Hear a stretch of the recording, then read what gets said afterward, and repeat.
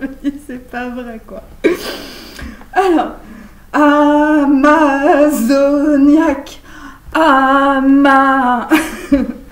Mes nuits d'insomnie, je me perds dans les forêts d'Amazonie. Dans tes cheveux, tes bras qui m'en serrent, c'est bien là que je me perds. Les Indiens d'Amazonie attrapent au cœur des maladies. Contagion express envoyée par courrier civilisé. Amazoniaque, Amazoniaque,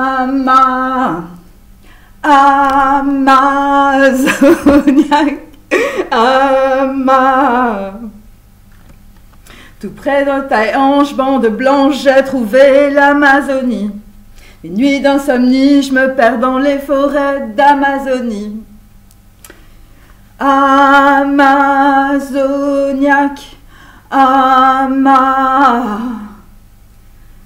Amazoniaque, sors de ce corps, sors de ce corps. Je perds et j'oublie sur ta peau, Amazonie. Bon, je vais arrêter.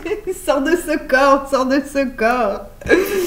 Donc voilà, donc en fait on va commencer justement à parler un petit peu, je sais pas, ça m'est tombé un petit peu comme ça, comme un cheveu sur la soupe, voilà, donc voilà, puisque j'avais parlé des Guarani, puisque j'avais parlé, on va dire, d'un prêtre qui arrivait, on va dire, en Amazonie, hein, dans une forêt tropicale, voilà, et donc en fait mes cartes parlaient d'évangélisation et aussi de mission, hein. Aujourd'hui c'était un peu mission impossible, hein. Donc voilà, avec ma poule sur la tête. Donc je salue évidemment mes jeunes amis qui ne connaissent pas cette magnifique chanson d'Yves Simon, voilà, Amazoniaque. Donc en fait, évidemment, bon, voilà, on va redevenir un petit peu, on va redevenir un petit peu sérieux, hein, vous inquiétez pas, je vais pas vous éclater la tête là. Enfin si, mais d'une autre manière, hein, c'est ça qui va être beaucoup plus drôle, hein, donc voilà, hein, elle est... Qu'est-ce qu'elle va encore nous sortir, celle-là? Et donc, en fait, bon, bah, évidemment, dans cette chanson amazoniaque, hein, évidemment, eh bien, ça parle de Manaus, hein, je perds et j'oublie sur ta peau, Manaus. Enfin bon, bref, bon, après moi je suis pas chanteuse, hein, non plus, hein, voilà. Et donc en fait, Manaus se situe évidemment sur les rives du Rio Negro. Donc nous nous trouvons actuellement en fait, donc dans la capitale, hein, de l'État de l'Amazonas, hein, c'est au Brésil, et donc c'est la porte d'accès majeure en fait à la forêt amazonienne. Et on peut dire en fait à l'est de la ville, eh bien, ce qui est assez intéressant, c'est que les eaux noires du Rio Negro, eh bien, rejoignent les eaux marrons du Rio Solimos ou Solimoes, hein, comme on veut. Moi, je dis Solimos, voilà, à l'espagnol. Hein. Et même si c'est du portugais. Et sont à l'origine d'un phénomène de rencontre des eaux. Voilà, c'est comme ça que se forme, on va dire, l'Amazonie. Et donc en fait c'est un phénomène évidemment remarquable, hein. C'est là que les deux affluents forment le fleuve Amazone. Donc en fait on peut dire aujourd'hui, après votre réalité mondaine, eh bien ce sera un Indien ou une Indienne dans la ville, hein, qui va se pointer chez vous, hein, aujourd'hui. Voilà, une Amazoniaque, hein, une nana qui arrive avec son petit carquois et ses petites flèches. Et donc en fait eh bien, il faut savoir aussi que Manaus, en fait, à la base, hein, c'est la première colonie portugaise. Donc, je peux pas. Destinée à empêcher les colons espagnols de franchir l'Amazonie. Donc, en fait, ce positionnement, évidemment, pour les Portugais, donc les gens qui me regardent, vous avez probablement des origines portugaises, hein. Bon, sinon vous choisissez les miennes, hein, l'Amazonie, les Indiens, voilà, voilà, avec les plumes, hein. Donc voilà. Et donc en fait, voilà, donc c'était un positionnement stratégique. Et la première chapelle, hein, puisqu'on parle beaucoup évidemment dans ces contrées-là, et surtout, moi je regarde pas mal les, voilà, je veux dire cette famille, hein, je regarde les écussons, c'est comme ça. Donc le premier truc que j'ai, il y a Manaus. C'est quoi l'écusson là? C'est quoi l'écusson qui traîne là dans Manaus? Et donc en fait, eh bien j'ai trouvé évidemment la rencontre, on va dire, des étrangers, hein, je veux dire des Portugais avec les Indiens, hein, voilà. Donc en fait, d'un point de vue divinatoire, nous pouvons dire qu'il va y avoir beaucoup de rencontres, hein, totalement incongrues. Donc en fait, eh bien vous allez rencontrer, je sais pas, une poule avec une petite prunelette, c'est peut-être possible. Et donc voilà, donc en fait, la première chapelle, évidemment, qui a été créée, parce que là-bas, ils étaient à fond dans l'évangélisation. Enfin, je veux dire, c'était Jésus-Christ partout, hein, sur toute la planète. Hein, c'était pavé avec les lézards, hein, c'était autre chose. Et donc, en fait, voilà, donc je donne... voilà, je donne ces dates parce que bon, bah, c'est 1695, hein, la première chapelle, on va dire, qui va évangéliser le Nouveau Monde, hein, mes amis. Hein. Eh bien, voilà, c'est parce que en fait, donc par rapport, on va dire, à cette évangélisation et donc en fait, j'ai aussi vu dans un texte là, que j'ai lu il n'y a pas longtemps, en fait, sur l'herméneutique.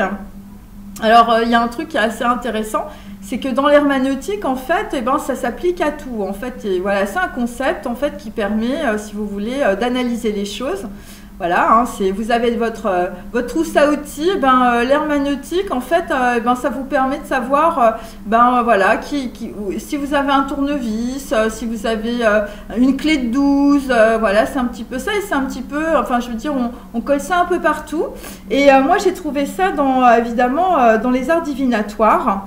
Et donc pourquoi? Eh bien parce que l'herméneutique, en fait, on va dire, c'est l'analyse, en fait, l'analyse des symboles. Et donc en fait, on peut l'appliquer un petit peu à partout, hein, partout et pour tout. Et donc en fait, c'est les symboles divinatoires. Donc c'est assez intéressant parce que quand je me regarde, je me dis quelle tête j'ai. Hein. Donc et donc en fait, c'est les symboles. C'est les symboles que l'on retrouve évidemment dans toutes les cultures et notamment chez les Égyptiens. Voilà. Alors, ça, c'est une petite capsule que je vais faire aussi. J'ai oublié de le mentionner évidemment au début parce que j'étais en Amazonie. J'étais avec Amazoniac, hein, mon Amazoniac, hein, bien sûr. Hein, mon modèle transgénérationnel intérieur, hein, l'Indien dans la ville, hein, mes amis, hein, ou la poule sur la tête, comme vous voulez. Et donc en fait je fais cette petite vidéo pour les personnes qui m'ont demandé par rapport aussi au tarot de Thoth, parce que les gens se mélangent un peu là-dedans et voilà, c'est comme quand on projette sur la Vierge Marie ou sur le Christ à un moment donné, je veux dire, il y a la bande blanche, hein, voilà, et après il y a l'Amazonie, hein, donc voilà, c'est juste une question de choix, hein. Soit on s'arrête à la bande blanche, hein, soit on continue, hein, voilà. Et donc en tout cas ces symboles, eh bien ont aussi évidemment divinatoire, ont aussi, enfin cette méthode en fait, hein, ce herméneutique, voilà, ça fait un peu pneumatique, hein, mes amis, quand même, hein. Donc a été appliqué évidemment au texte sacré. Donc bon, je me suis collé quand même un petit texte, hein, de 300 pages, voilà, bon, après voilà, je suis pas spécialiste. Et donc en fait, cette herméneutique, en fait, on va dire que ça vient surtout en fait des Grecs à la base, hein. Bon, après moi j'ai pris les racines, hein, mes amis. Et surtout d'Hermès, hein, d'Hermès, le messager des dieux. Hein, donc en divination, vous allez recevoir un message de votre autre, hein, bien sûr. Et donc celui-ci vous apporte, on va dire, une petite lettre, hein, avec ses petites ailes aux pieds. Hein, voilà, ça c'est pour mes jeunes amis. Mais on va dire, on retrouve aussi, on va dire, l'herméneutique dans la doctrine ésotérique qui a totalement traversé et même transpercé toutes les civilisations. Hein, ça a été la lance du Christ, hein, mes amis. Ça a été une lance christique, hein.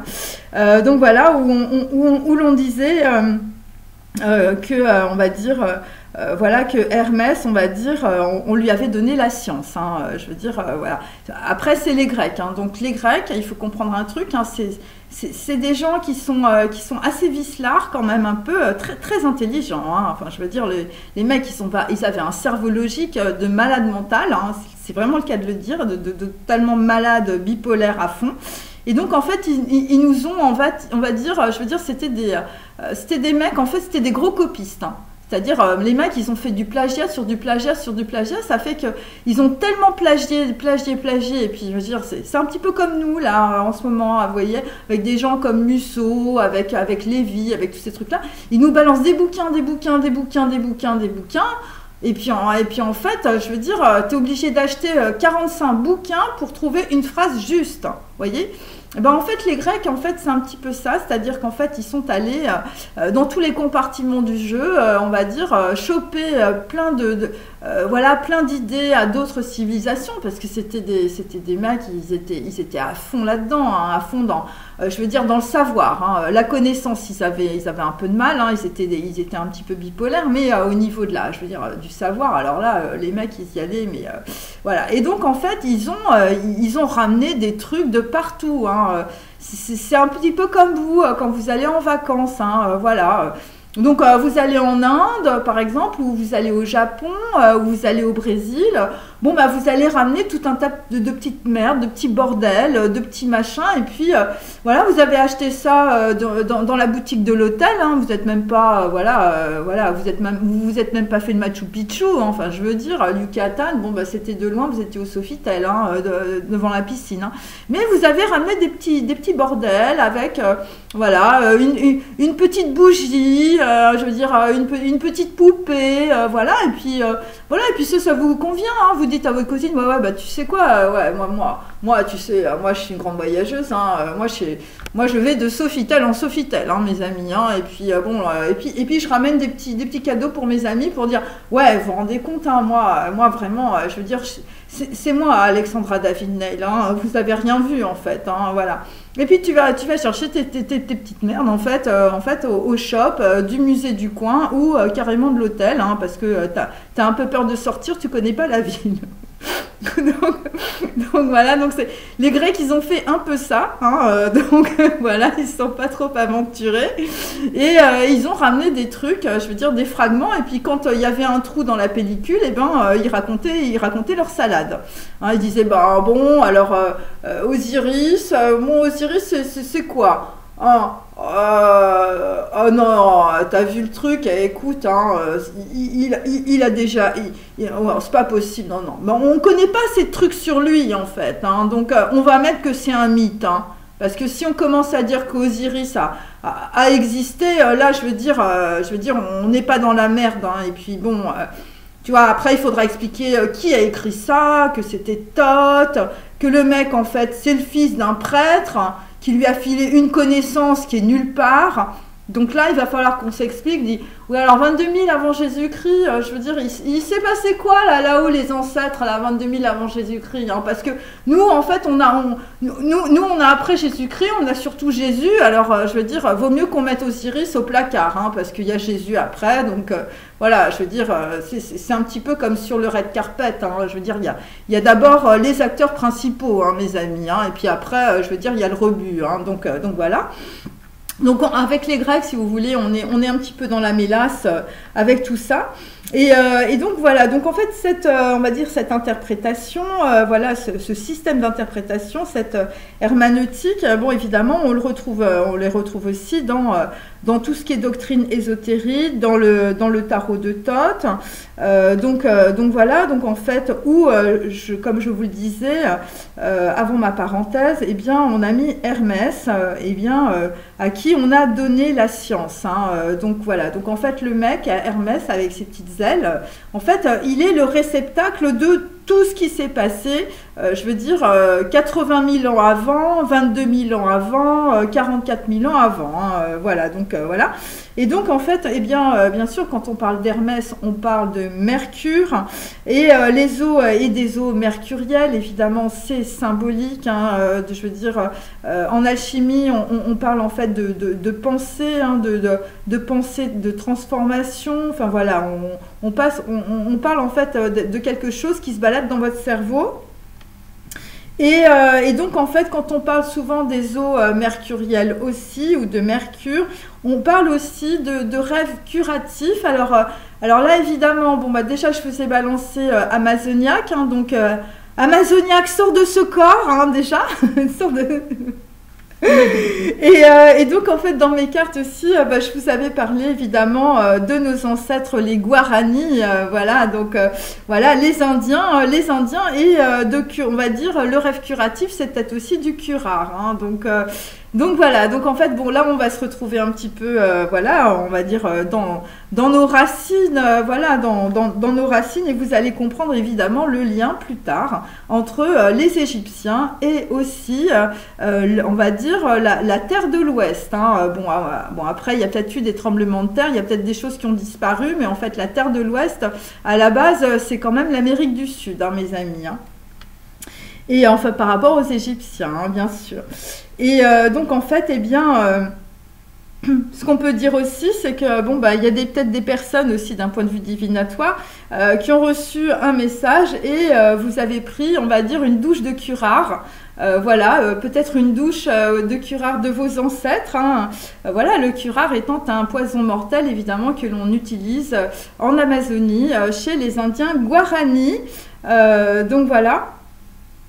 Et donc en tout cas par rapport à cela, eh bien par rapport à Amazoniaque et à vos racines, on va dire indiennes ancestrales, alors ça peut être aussi des Amérindiens, ça peut être, enfin on est en train de remonter quand même, eh bien on va dire vous allez, bah voilà, vous allez remonter dans votre rêve curatif. Alors je repense sur la doctrine ésotérique, hein, bien sûr, donc en fait... cette doctrine ésotérique évidemment est fondée sur les écrits, les Hermetica, voilà, donc en fait on passe d'un système herméneutique, on va dire, à évidemment la science, hein, la science Hermetica. Et donc en fait ça a été attribué toujours, on a chopé Hermès chez les Grecs, donc c'est Hermès Trismégiste, hein, un personnage mythique de l'Antiquité, c'est-à-dire que en général, avec les savants, vous voyez, les mecs qui savent tout, là, je veux dire, qui ne veulent jamais vous parler, eh bien, en fait, souvent, malheureusement, eh bien, tout ce qu'ils ne connaissent pas, ils disent que c'est un mythe. Voilà. C'est-à-dire que quand ils n'ont pas assez d'infos, ils disent, ouais, bon, bah, alors ça, on va commencer à le mettre, on va le mettre à la poubelle. Hein. Ouais, non, l'Ancien Testament, là, les textes, là, non, on n'en a pas besoin. Non, de toute façon, on a tellement de trous dans le texte, là, on peut rien faire. Hein. Donc, bon, pourquoi? T'as du temps? Tu veux réécrire l'histoire? Ouais, parce que moi, je te la file, hein, si tu veux, il n'y a pas de problème. Hein. Et donc, en fait, les savants font ça. Hein. Donc, voilà, donc ça, il faut le comprendre aussi. Hein. Et plus nous avançons vers notre civilisation, parce que là, nous sommes quand même assez loin, vous voyez, voilà, on est un petit peu 22 000, hein, 22 000 avant Jésus-Christ quand même. Hein, voilà, on est un petit peu là-dedans avec Osiris, hein, avec Thoth, voilà. Et encore, il paraît que ça remonte encore plus loin. Hein. Bon, je veux dire, voilà, les Sumériens, on est à ce niveau-là. Hein, je veux dire, Sumériens, Égyptiens, hein, voilà, on est un petit peu là-dedans, hein, d'accord.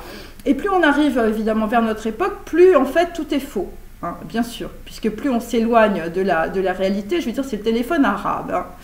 Hein. Donc voilà, donc en fait Hermès, hein, Hermès devient un mythe de l'antiquité gréco-égyptienne, directement lié évidemment au tarot de Thoth.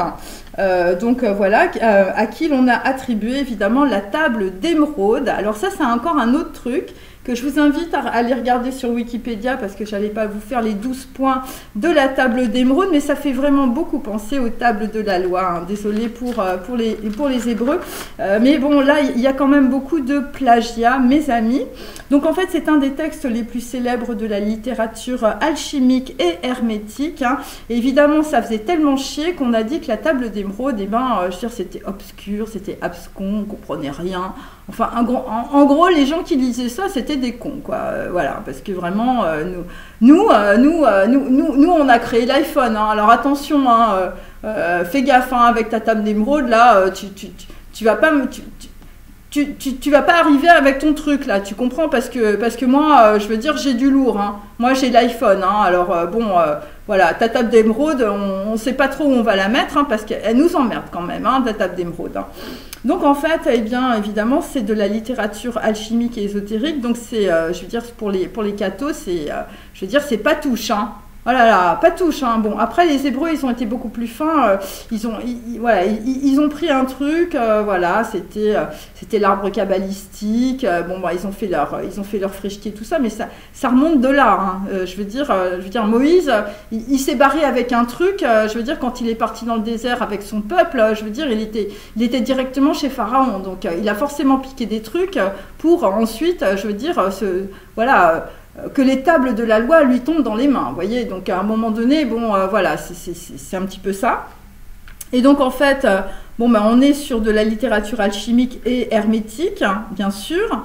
Alors c'est un texte très court, comporté de 12 formules allégoriques et évidemment dites obscures, hein, bien sûr. Alors je vais quand même vous lire, je veux dire, le genre de phrase très très obscure que l'on peut trouver dans la table d'émeraude. Alors, ce qui est en bas et comme ce qui est en haut. Bon, alors, bon, je sais qu'on est tous des cons, mais quand même, enfin, ça vous fait pas penser à un autre truc, enfin, à tout ce qu'on lit, en fait. Je veux dire, chez Bouddha, ensuite, je veux dire, chez le Christ, je veux dire, chez les Hébreux, voilà, et même dans l'arbre kabbalistique, hein, la Kabbale, tout ça, hein, tous les trucs... voilà, ben, la table d'émeraude, hein, mes amis, hein, il y a 12 points. Et ce qui est en haut est comme ce qui est en bas. Voilà, c'est vraiment, nous, on est trop cons pour comprendre ça, hein, bien sûr. Donc, évidemment, alors partout, dans tous les textes, c'est marqué la table d'émeraude. Non, on ne comprend rien, c'est hermétique. Alors, c'est hermétique, c'est fermé.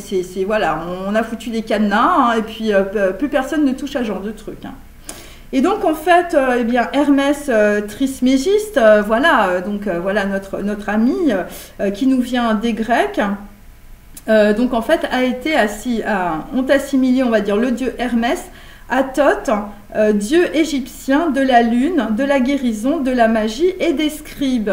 Voilà, c'est-à-dire qu'en fait après, on va dire, il y a une démultiplication de Hermès, il devient 3 en un seul. Voilà, c'est la trilogie, c'est le triangle, c'est Pythagore, voilà, c'est tout ce que vous voulez.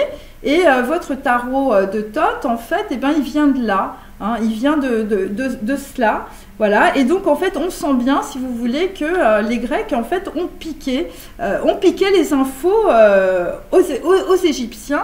Et notamment au dieu Thoth, parce que Thoth, on ne sait pas qui c'est, hein, on ne sait pas que, voilà, il avait, Thoth, en fait, il avait son père, et son père, il avait une super connaissance qui venait, en fait, de la Terre de l'Ouest. Hein, de la Terre de l'Ouest, c'est un peu l'équivalent, je veux dire, dans le Pacifique, c'est au niveau du Brésil, voilà.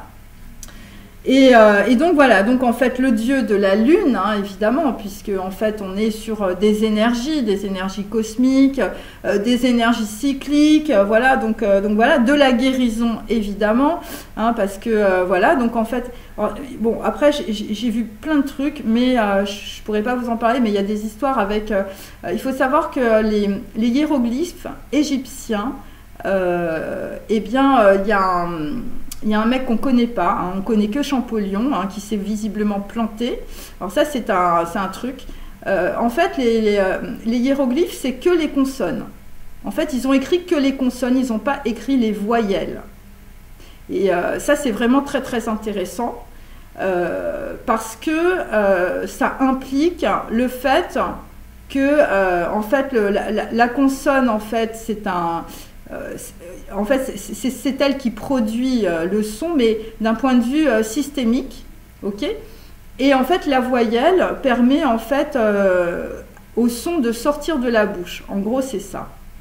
Et étant donné qu'il n'y a pas de voyelle en fait dans les hiéroglyphes tels qu'ils sont écrits, hein, donc voilà, c'est un mec très très connu qui a dit ça. Je crois qu'il s'appelle Lipsic, Karl Richard. C'est un archéologue super connu, mais bon, lui, on l'a foutu de côté parce qu'il a dit un truc qui était juste pas possible. Eh bien, en fait, ça veut dire que tout ce qu'on lit, en fait, et ça se comprend, dans les hiéroglyphes, vu que c'est, je veux dire, c'est un petit peu comme des prières silencieuses, vous voyez. C'est-à-dire, vu que c'est la prière des morts, en fait, eh ben, il ne doit pas y avoir de voyelle puisqu'il n'y a plus de souffle. Voilà, moi c'est comme ça que voilà, j'ai compris le truc des hiéroglyphes.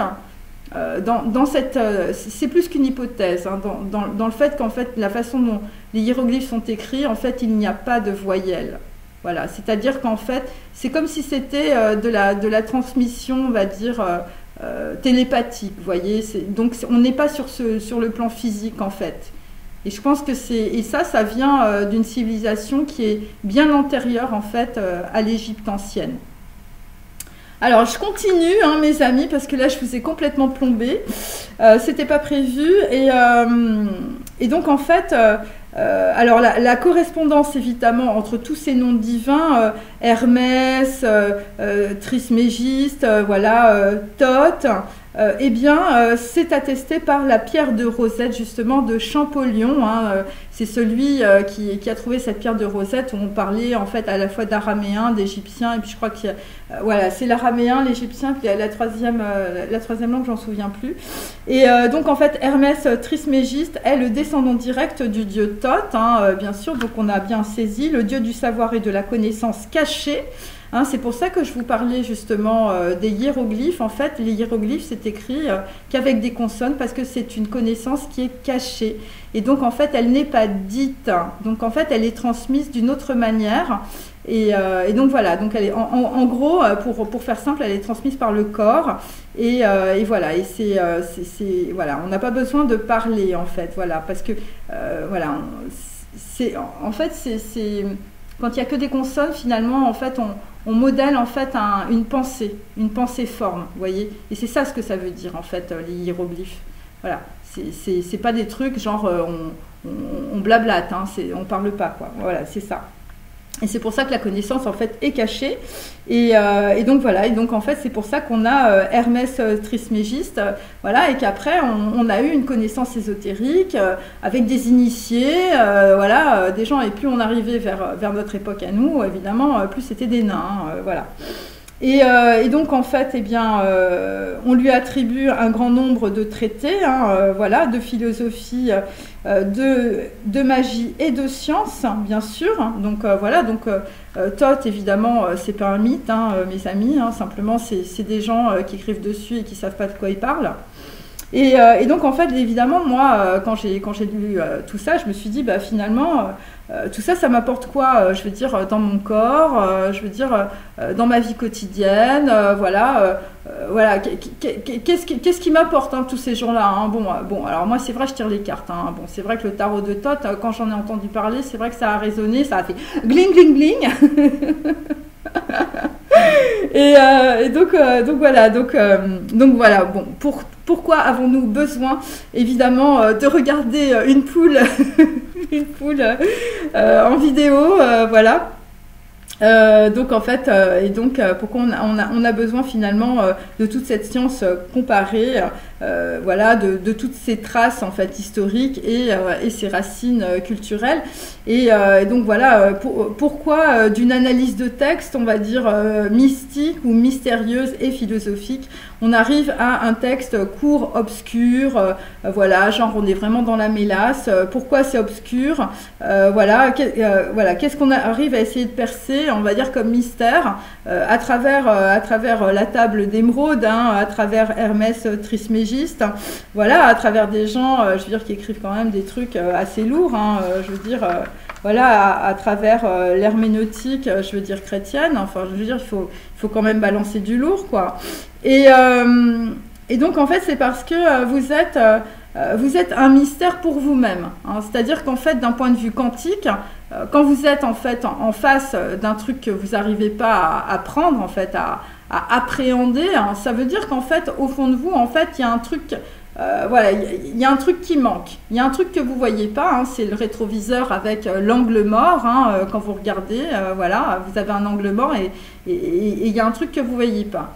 Et donc, ce qui est assez intéressant aussi de comprendre aussi, c'est que on a du mal à regarder les choses que l'on ne connaît pas.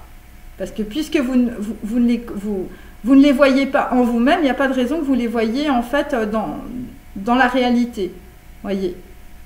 Et c'est ça, parce qu'en fait, c'est pour ça qu'il faut sortir des illusions, il faut être dans la complétude, parce que sinon, vous ne pouvez pas voir la réalité telle qu'elle est.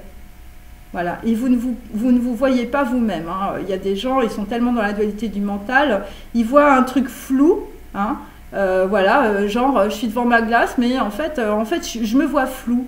Voilà, et il y a des fois, il y a carrément des gens qui ont des problèmes de vue, qui voient tout flou. Voilà, plus on s'approche, plus vous voyez flou. C'est souvent ça. Ben, c'est parce que en fait, donc vous êtes un mystère en vous-même et la table d'émeraude est mystérieuse pour vous. C'est normal. Donc, puisque vous êtes votre propre mystère intérieur, que vous ne vous connaissez pas, eh bien, vous êtes en face de choses mystérieuses ou de choses que vous ne comprenez pas. Et donc, en fait, la table d'émeraude, évidemment, vous l'avez compris par rapport à ce que j'ai dit, hein, ce qui est en bas est en haut, ce qui est en haut est en bas. Évidemment, c'est le principe de l'unité, hein, c'est vraiment, c'est comment on peut voir et comprendre l'unité dans ses tripes aussi, hein, quand on est évidemment dans la dualité du mental. Alors, je fais référence à mes anciennes, évidemment, vidéos. Voilà, donc faites attention quand vous les regardez parce que visiblement, ça fait beaucoup d'effets. En fait, on fait une projection et on en dégage, on va dire, un concept sans énergie. Hein, voilà, et c'est ça le problème, c'est que dès qu'on est dans le concept, eh bien, on se paume. Voilà, on est dans quelque chose en fait qui n'existe pas, qui est juste une construction. Et donc c'est peut-être ça aussi pourquoi on parle d'hermétique, hein, ou en fait de science hermétique, hermetica. Eh bien c'est parce que en fait eh bien il faut que on va dire toutes les choses soient collées.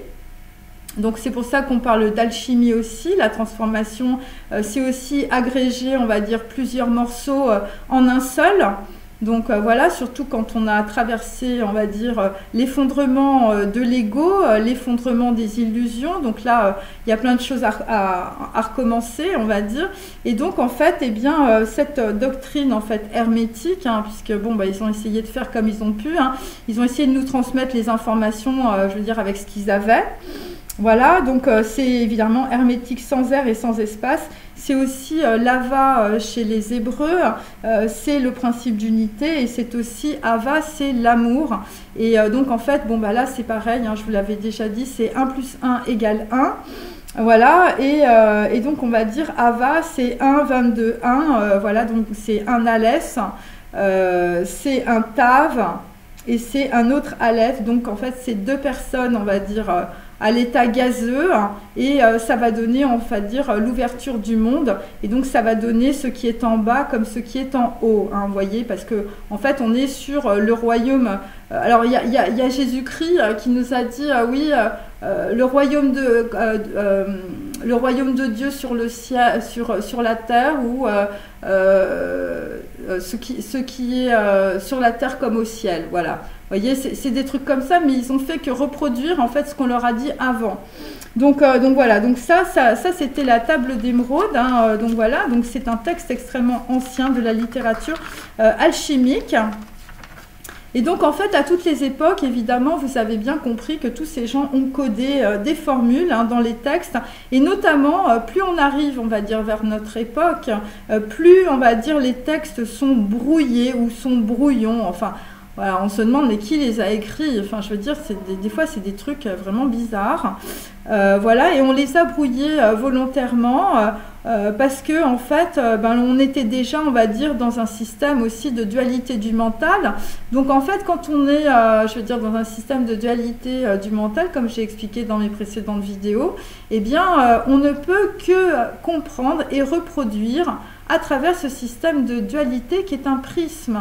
Voilà, et donc en fait, eh bien, qu'est-ce qu'on fait? On n'est pas du tout objectif en fait, voilà, sur ce qui vous arrive dans la figure, hein, c'est-à-dire que voilà, Jésus-Christ, alors il y en a qui disent Jésus-Christ, bon voilà, il était chez les yogis, hein, parce que les mecs ils ont fait des stages de yoga, donc ils sont à fond dans le yoga, hein, et puis il y en a d'autres qui se disent non mais Jésus-Christ, lui, je veux dire, il est sur la croix, il faut souffrir, hein. Donc en fait, il y en a d'autres qui vont s'identifier en fait au mental. Je veux dire, voilà, vous faites des projections, vous souffrez, donc Jésus-Christ souffre.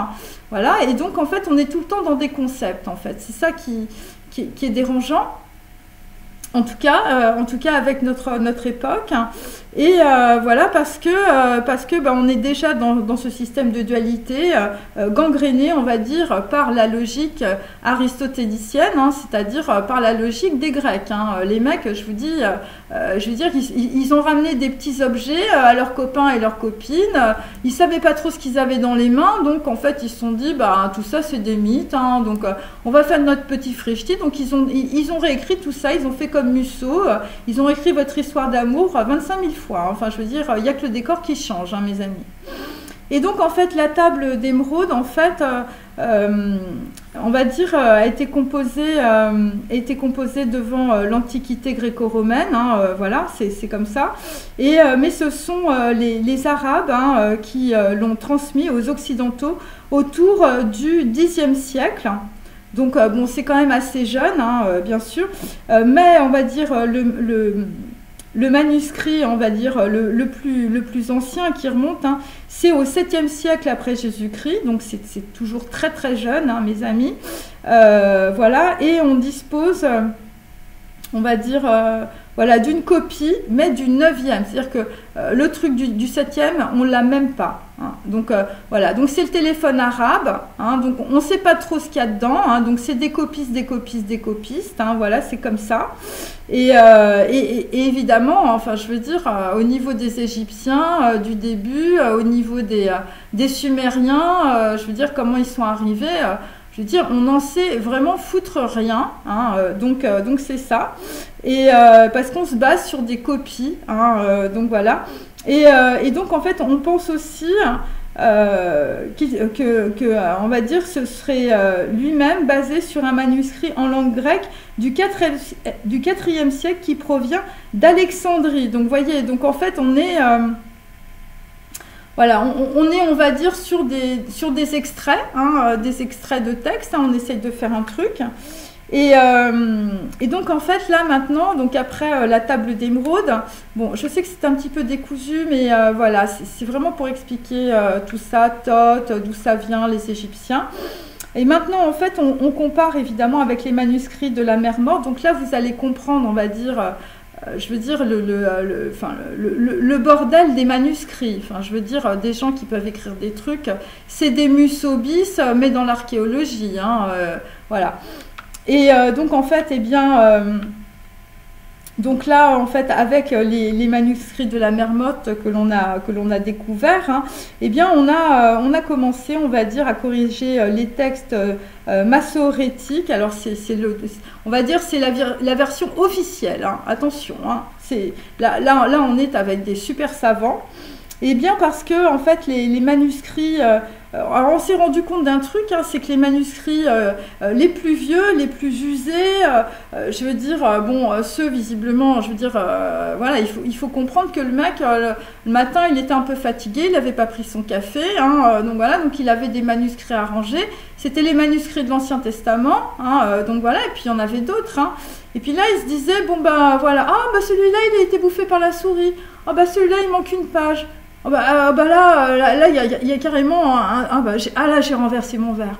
Oh c'est vraiment dommage. Hein. Et donc, en fait, eh bien, tous ces manuscrits étaient jetés. Hein, ou relégués dans la Guéniza. Hein, donc voilà.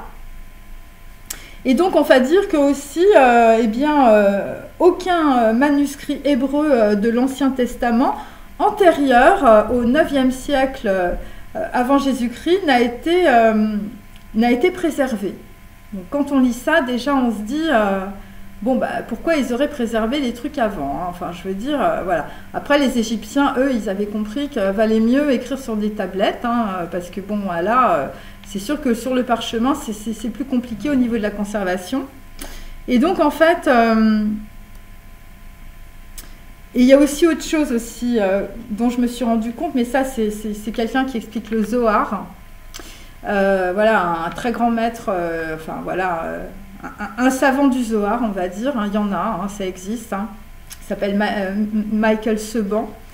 Et donc en fait il expliquait que dans la langue en fait hébraïque, donc voilà, ça peut être dans d'autres langues aussi, c'est comme ce que je vous ai dit avec les consonnes pour les Égyptiens. Eh bien en fait quand on écrit une lettre hébraïque, c'est spécial, c'est-à-dire qu'une lettre, d'une lettre à l'autre, si le copiste il fait une petite erreur ou s'il fait la lettre plus longue, comme ça peut être le cas, ou si elle est mal, ou il peut y avoir, voilà, eh bien, en fait, ça peut complètement changer le sens d'une phrase. Voilà, surtout en guématria, puisque là, ça change carrément le numéro. Et donc, en fait, il explique que il y a des textes, en fait, qu'il lit, c'est pas que le Zohar, c'est d'autres textes, et bien qu'il a beaucoup de problèmes, justement, d'interprétation par rapport à, justement, ces histoires de langue, justement, parce qu'il peut y avoir des petites erreurs, simplement parce que le copiste, en fait, il écrit mal. Donc, si on comprend ça, là, par exemple, sur l'Ancien Testament, avec les manuscrits de la Mer Morte, voilà, ça peut être ça. Il peut y avoir plein de choses comme ça. Et donc, nous, tout ça, ça nous est transmis. Bon, je ne vous parle pas d'Adam et Ève, parce que je pense que je vous en ai suffisamment rabattu les oreilles, qui est un mythe directement lié à Enki et Ninursag. Et donc, en fait, il n'y a aucun péché originel. Vous pouvez desserrer l'étau du sexe, là, il n'y a pas de problème.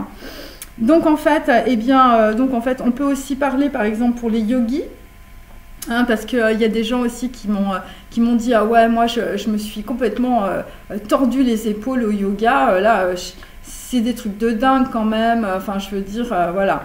Bon, alors c'est pas parce que vous faites des mouvements, je le répète 10 fois, mais ça peut être partout, ça peut être un décor de synagogue, ça peut être un décor d'église, voilà, vous faites Shabbat, voilà, il y a des beaux rideaux, il y a de la bouffe partout, mais je veux dire, est-ce que vous êtes vraiment dans votre intériorité quand vous faites Shabbat ou est-ce que vous faites ça simplement pour la galerie? Voyez, donc en fait, ça dépend ce que vous faites dans votre vie. Est-ce que c'est pour le décorum ou est-ce que c'est vraiment pour vous, quoi? Et il faut savoir si ce qu'on vous dit, en fait, c'est du décorum ou pas. Si ce qu'on vous avait dit dans le catéchisme, ça vous a pas peut-être perturbé le cerveau, quoi. Voilà. Et parce que quand, en général, on perturbe le cerveau, on perturbe aussi le corps. Donc, il faut vraiment remettre les choses en question parce que c'est tout l'intérêt, finalement, d'être intelligent et d'avoir beaucoup de savoir. C'est de ne pas se faire niquer, en fait, par les savants. Voilà. Par les sachants, par les gens en fait, voilà, qui méprisent les autres, parce qu'ils ont trop d'ego, ils sont dans la dualité du mental, et ils projettent toutes leurs conneries en fait sur des textes qui sont censés analyser de façon objective. Et donc en fait, évidemment en fait, au yoga, on vous dit, ben oui, vas-y, tords-toi sur ton petit tapis là, vas-y, tu vas arriver à la spiritualité et tout ça. Ça, c'est les yogis qui vous disent ça. Bon, c'est pas du tout ce que dit Ramana Maharshi. Lui, je veux dire, il y va en ligne directe. C'est comme Moji. Vous n'avez pas besoin de vous tordre dans tous les sens. Vous vous asseyez. Voilà, moi, j'ai fait des petits trucs de yoga parce que, voilà, c'est bien, ça détend le corps et tout ça. Souvent, je veux dire, on est plutôt, je veux dire, des espèces de bouts de bois. Je veux dire, il y a des gens pendant 10 ans ou 20 ans, ils ont rien fait. Donc, bon, il faut un peu se bouger et tout ça. Vous voyez, mais c'est ça. Mais c'est pas ça, en fait, qui va vous faire, je veux dire, aller, en tout cas, vers votre intériorité. Bon, ça, je l'ai dit d'une autre manière. Et d'autant que, on va dire peut-être que les gens autour de vous, votre cercle relationnel, en fait, vous encourage plus à faire des projections, je veux dire, plutôt qu'à vous regarder tel que vous êtes. Vous n'êtes pas obligé d'aller dans une église, je veux dire, pour avoir une connexion à vous-même. Et vous n'êtes même pas obligé, je veux dire, de passer par des prismes, quels qu'ils soient, de n'importe quelle idéologie, je précise. Donc voilà, donc en fait, moi, il y a une chose aussi qui peut me déranger, en tout cas dans ce que j'écoute, c'est qu'il y a beaucoup de gens qui se disent « Ouais, tu fais du yoga, c'est bon, tu es dans la spiritualité ». Enfin, je veux dire, c'est des conneries, mais c'est monumental, hein. Je veux dire, surtout, vous luxez pas une épaule, hein, simplement parce que vous pensez... je veux dire, c'est vrai que tout est dans le corps, mais bon, enfin, je veux dire, c'est pas parce que vous vous tordez la cheville au yoga que, je veux dire, ça va monter au cerveau, hein. Tout ça, c'est vraiment des grosses bêtises, hein. Donc, si tu veux la spiritualité, eh bien, ne perds pas ton temps avec les influenceurs de Facebook, de YouTube, tous ces trucs-là, là, les lois d'attraction à 2 balles. Voilà, ou carrément des gens qui vous disent ouais, il faut que tu fasses du yoga tout le temps, il faut que tu sois un yogi. Les mecs, ils y vont à fond, ils se prennent pour des gourous. Enfin, je veux dire, c'est... voilà, bon, après, si les gens ont envie de faire de la gym, c'est leur problème. Mais il faut quand même unifier le corps et l'esprit. Mais il faut que l'esprit soit clair, hein. Donc voilà, alors c'est vrai que ça aide, hein, ça aide surtout pour les gens qui ont des problèmes de santé ou des problèmes de poids. Voilà, mais enfin, il faut y aller tout doux, je veux dire, c'est pas parce qu'on vous a dressé comme un chien qu'il faut pas prendre soin de vous, hein. Voilà, s'il y a un truc qui vous fait mal, bon, bah, il faut pas le faire, hein. Je veux dire, c'est comme ça. Par contre, c'est vrai que pour l'ego, il faut y aller à fond, mes amis, hein. Voilà, pour avoir cette capacité de libération, hein. Mais bon, voilà, et c'est pour ça qu'il ne faut pas faire des trucs, en tout cas, voilà, où vous avez l'impression que vous êtes encore dans la projection. Vous avez l'impression de faire quelque chose et en fait, bon, bah, voilà, on vous met encore sur, je veux dire, sur une aire de jeu. Vous voyez ce que je veux dire, hein, vous n'êtes pas sur l'autoroute là. Et donc en fait, eh bien, alors je reprends sur le truc hermétique. Donc en fait, il y a des confréries hermétiques évidemment au cours des siècles qui se développent. Voilà, alors on parle bon hermétique et gnostique, hein, c'est-à-dire que bon ils sont dans la gnose, ils sont en train d'analyser les choses, d'interpréter, voilà, ils s'envoient des lettres, des trucs comme ça. Donc ça se développe en fait au 1er siècle à Alexandrie entre les Grecs et les Égyptiens. Donc voilà, donc ça commence à ce moment-là. Vous voyez, c'est à ce moment-là que bon, voilà, on va commencer à être dans l'interprétation des trucs, de ce qui s'est passé. Et donc en fait, eh bien évidemment, bah là, on peut se poser la question, on dit ok, au 1er siècle, mais 1er siècle, c'est quand même vachement, je veux dire, c'est très tard par rapport à ce qui s'est réellement passé, je veux dire, avant, hein, donc voilà. Et donc en fait, eh bien il faut comprendre à ce moment-là, on peut se dire, mais alors, je veux dire, les Égyptiens, ils viennent d'où, hein? Voilà, parce qu'il faut savoir d'où ça vient, là, le tarot de Thoth, hein, je veux dire, d'où ça nous descend, hein, mes amis, puisque les Grecs, en fait, ça a été du plagiat, ça a été des copistes, je veux dire, ils ont refait leur sauce, hein, mais la sauce, elle était déjà faite, hein. Donc là, il faut retrouver on va dire, le bon cuisinier, hein. Il faut aller à l'origine, hein. Il faut retrouver Paul Bocuse, hein, de la civilisation, hein. Et donc, en fait, ce qu'on peut dire, c'est que les égyptologues, les savants, hein, voilà, sur en tout cas... sur l'hermétisme, en fait, ils sont un peu plantés sur la symbolique de l'écriture ésotérique égyptienne. Donc déjà, je vous ai donné un exemple, hein, voilà, avec la voyelle et les consonnes. Et donc, en fait, à la base, en Égypte, hein, voilà, puisque voilà, on va parler de Thoth, hein, comment il est arrivé, Thoth, hein, le mec, ça ne lui est pas descendu dans le cerveau comme ça. Eh bien, il y a eu deux peuples, donc en fait... voilà, en Basse-Égypte par l'ouest et la Haute-Égypte par l'est. Donc on va dire que par l'ouest, ils s'installent dans le delta du Nil et par l'est sur la côte orientale africaine. Donc en fait, on a 2 peuplements, hein, en Égypte à l'origine. Le nom était Mayo, hein, donc comme mayonnaise, hein, ça c'est pour mes jeunes amis, pour qu'ils se souviennent. Et donc voilà, donc c'était la capitale au moment où les textes indiens sont rédigés au même moment. Et donc en fait après, ce qui se passe en Égypte, c'est qu'il y a une guerre qui éclate. Bon alors là, je ne suis pas allée gratter, mais bon, on va dire qu'il y a une partie qui soumet l'autre, je ne sais pas laquelle. Et ensuite, ça va former un empire. Alors, c'est intéressant parce que sous Amenophis IV, hein, pour ceux qui savent, eh bien, c'est vrai qu'Amenophis IV, il s'était quand même pris les prêtres, on va dire, du nord de l'Égypte, de la basse Égypte, dans le nez. Hein. Enfin, je veux dire, c'était ça. Et donc, en fait, on avait le peuple de la Haute-Égypte qui venait d'Inde. Donc, en fait, il s'agit des Nagas de l'Inde. Et donc, c'est après l'époque babylonienne qui poussèrent de nouveau vers l'ouest. Donc, en fait, ils allèrent en Afrique du Nord et on va dire, développèrent des comptoirs sur la mer Rouge. Hein. Donc, voilà. Donc, en fait, ils s'établissent évidemment en Nubie, à Mayo.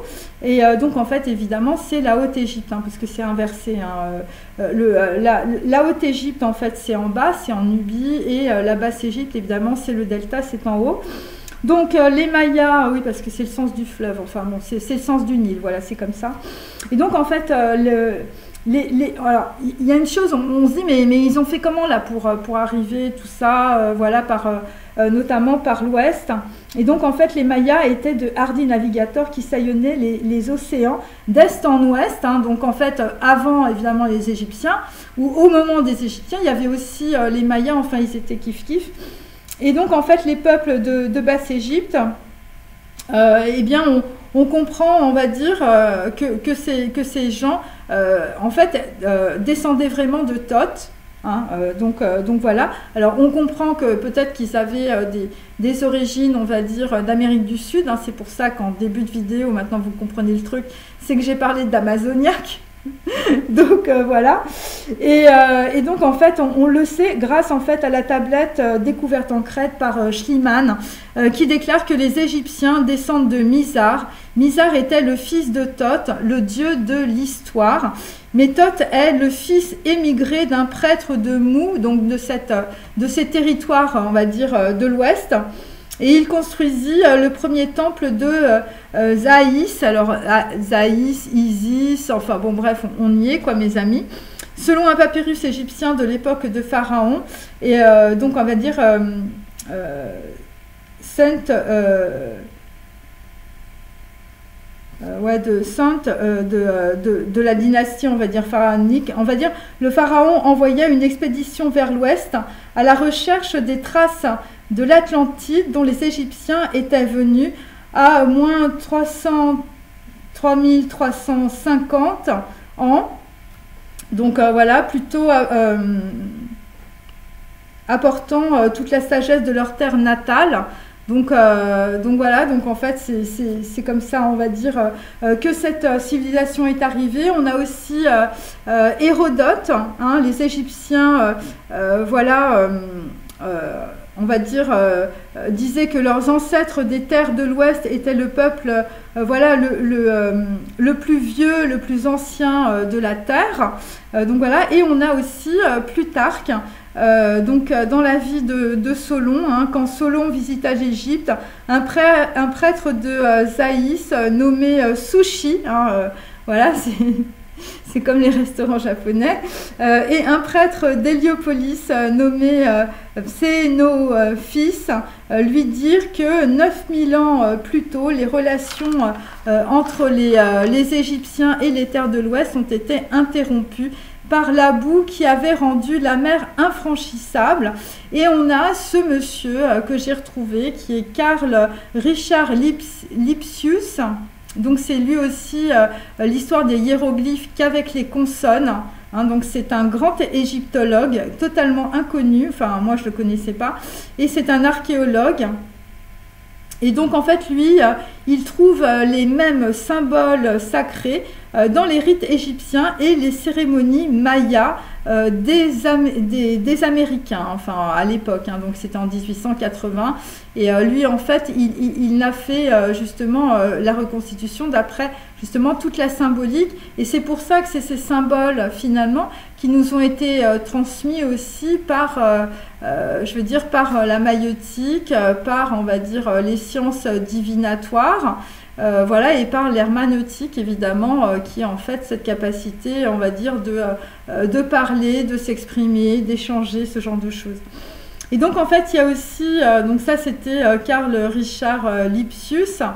Et il y a aussi l'alphabet hiératique, voilà, qui est donné à la page 26 du livre des morts chez les Égyptiens. Donc en fait, qui fut écrit par Thoth. Donc là, on a parfaitement en fait un alphabet, hein, et ça vient directement en fait, je veux dire des Égyptiens de Thoth. Hein, donc voilà. Donc là, on est vraiment au tout début, hein, mes amis. Et donc, on va dire, donc, dans ce livre des morts, dans ce livre égyptien écrit par Thoth, eh bien, nous avons Osiris, hein, voilà, le monsieur qui, le soi-disant Dieu, hein, le pas homme, hein, parce qu'on ne connaît pas trop, dont je vous parlais au début de la vidéo. Donc en fait c'était un homme, hein, bien sûr, un mythe, et son histoire a été racontée par les Nacals, hein, donc voilà. Donc en fait, Osiris est né en Atlantide, terre de l'Ouest, hein, il y a 22 000 ans, hein, mes amis. Donc là, ça fait très très loin. Et donc en fait, le peuple, bon, je vous fais le truc super rapide, hein, le peuple l'aimait pour sa douceur et la valeur de ses enseignements. Donc en fait, à sa mort, hein, et là vous allez comprendre comment on passe d'une histoire en gruyère au truc qui nous arrive maintenant. Et donc à sa mort, Osiris fut déifié. Hein, tout comme le Christ, son nom fut donné à la religion, hein, voilà. Donc c'est pour ça qu'on s'est retrouvé avec le dieu Thoth, hein, c'était comme ça. Et en fait, eh bien, quand il est mort, hein, parce que voilà, ça s'est pas bien passé, même les Nacals, en fait, ils parlent pas de la mort d'Osiris. Hein. Donc c'est peut-être aussi un truc qui a été écrit, je veux dire, genre voilà, par un assistant sur un coin de bureau, hein, parce qu'on ne le retrouve pas du tout, ça, par contre, la mort d'Osiris chez les Nacals, et c'est un truc qui est très problématique, vous allez comprendre pourquoi. Parce que en fait, évidemment, Osiris avait un frère qui s'appelait Seth et qui était très jaloux de lui, hein, évidemment. Et donc en fait, eh bien, Seth va tuer son frère, hein, il va le jeter évidemment dans le Nil, hein, il va être bouffé, tout ça. Enfin bon, bref, passons. Et donc en fait, hein, ce qui s'est passé, alors on ne sait pas trop, hein, on ne sait pas trop si parce que ça apparaît pas chez les Nacals, hein, ça apparaît pas dans les textes en fait, au niveau des Nacals, ce genre de choses, parce qu'il y avait plusieurs copies quand même. Alors, on ne sait pas si ça n'a pas été, on va dire, raccroché par le clergé égyptien après. On ne sait pas trop là, hein, sur Seth et Osiris, hein, ok. Et donc en fait, donc le clergé égyptien sans scrupule décida de faire de Seth, on va dire, le diable, hein, voilà, parce que là, si on veut dominer les gens, il faut être dans la dualité du mental, hein, mes amis, hein, c'est Hegel, hein, Hegel qui dégueule, hein, c'est le maître et l'esclave. Et donc en fait, et par là même, eh bien, avec le dieu Seth, eh bien, ils vont susciter la crainte dans l'âme, évidemment, du peuple, afin de le réduire en esclavage. Voilà, donc là, voyons, on est un petit peu là-dedans, hein, on est un petit peu sur, voilà, au début, ça se passe super bien parce qu'on a tous les enseignements, en fait, qui viennent, évidemment, de la terre de l'Ouest, hein, et puis après, eh bien, on se prend un peu les pieds dans le tapis avec, on va dire, un petit groupe oligarchique qui se la pète comme Thoth, hein, donc voilà. Et donc évidemment, eh bien, ce système évidemment a été reproduit, hein, voilà, reproduit avec différents systèmes idéologiques religieux, hein, bien sûr, vous l'avez compris. Donc évidemment, ce qu'il faut comprendre, c'est que avant que le clergé, on va dire, que le clergé décida de faire de Seth le diable, eh bien la notion de diable ou de dualité, on va dire, dans la nature était inconnue. Voilà, c'est un petit peu avec Adam et Ève, si vous voulez, avec Enki et Ninhursag. Hein, on ne savait pas. Donc voilà. Et donc en fait, on peut évidemment alors s'étonner que les enseignements d'Osiris, de Bouddha et de Jésus fussent si semblables. Hein, il faut vraiment se poser des questions, hein, parce que moi j'ai quand même lu pas mal de choses et c'est vrai que, je veux dire, voilà, le haut est comme le bas est comme le beau, le haut, voilà, on ne peut pas servir de choses en même temps, Voilà, donc en fait, on est, voilà, ce qui est asservi par l'argent ne peut suivre Jésus.